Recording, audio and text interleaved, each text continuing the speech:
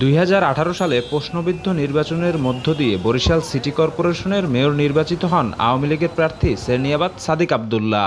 এরপর থেকেই নগরী জুড়ে দখল বাণিজ্য আর চাঁদাবাজিতে আগ্রাসী হয়ে ওঠে তার অনুসারীরা। উপার্জিত অর্থের বড় একটা অংশ জমা হতো মেয়র সাদিকের ব্যক্তিগত কোষাগারে।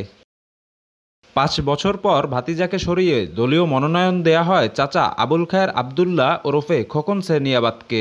মেয়রের দায়িত্ব নিয়ে ভাতিজা সাদিকের সময়ে বরাদ্দ দেওয়া নগরীর 18টি হাটবাজারের ইজারা বাতিল করেন চাচা খোকন সেরনিয়াবাত।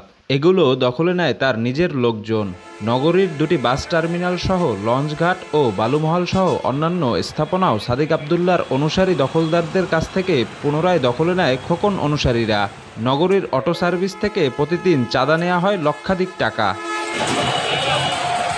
এভাবেই ফুলে ফেপে ওঠে খোকন সেরনিয়াবাত ও সাদিক আব্দুল্লাহর সম্পত্তি। কিছুদিনের মধ্যেই কোটি কোটি টাকার মালিক বনে যান খোকন সেরনিয়াবাত।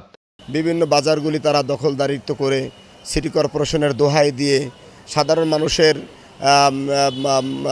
রেকর্ডীয় সম্পত্তির উপরে তারা বিভিন্ন রকম বুলডোজার চালিয়েছেন। চাঁদাবাজির কথা এখন বলা যায়, ওই সময় তো নামও লওয়া যায় না, কেননা যেই চাঁদাবাজি উচ্চারণ করছে তারই হত্যা করা হয়েছে, তারই মামলায় জড়িত করা হয়েছে।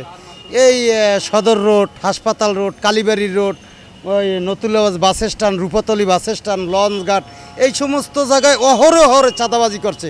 টেম্পু, অটোরিকশা, সিএনজি এগুলোও অনেক সময় দেখা গেছে বিভিন্ন সমস্যার সম্মুখীন হয়েছে। তাদেরকে রাস্তার মাথা থেকে মাথায় যেতে হলে তাদেরকে চাঁদা দিতে হয়েছে এবং তাদের ধার্যকৃত চাঁদার বাইরে তারা কোনো কিছু চিন্তা করতে পারে নাই। প্রশ্ন করা হয়েছে যদি গাড়ি চালাইতে হয় টাকা দিতে হবে, দোকান চালাইতে হয় মাসোয়ারা দিতে হবে, ব্যবসা করতে হয় মাসোয়ারা দিতে, এরকম মানুষ মানে অসহায় হইয়া তাদের সাথে তাল মিলিয়ে কাজ করতে বাধ্য হয়েছে। চাচা ভাতিজার অনিয়মের শিকার হন খোদ সিটি কর্পোরেশনের কর্মচারীরা। বিক্ষোভে নামেন মেয়রের বিরুদ্ধে। একবেলা খাইয়ে 2 বেলা না খাইয়ে এখানে চাকরি করতেছে সবাই, এটা আমি একা না, এখানে সবাই। আর যেহেতু এরকম করতেছে, কতদিন মানুষ এইভাবে পেটে পাথর বাঁধতে বাঁচবে?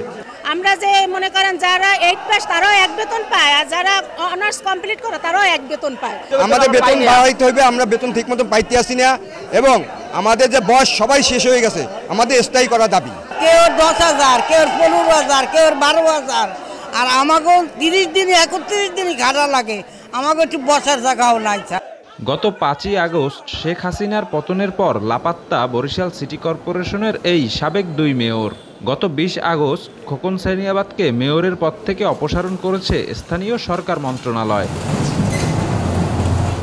শফিক মুন্সি, দেশ টিভি, বরিশাল।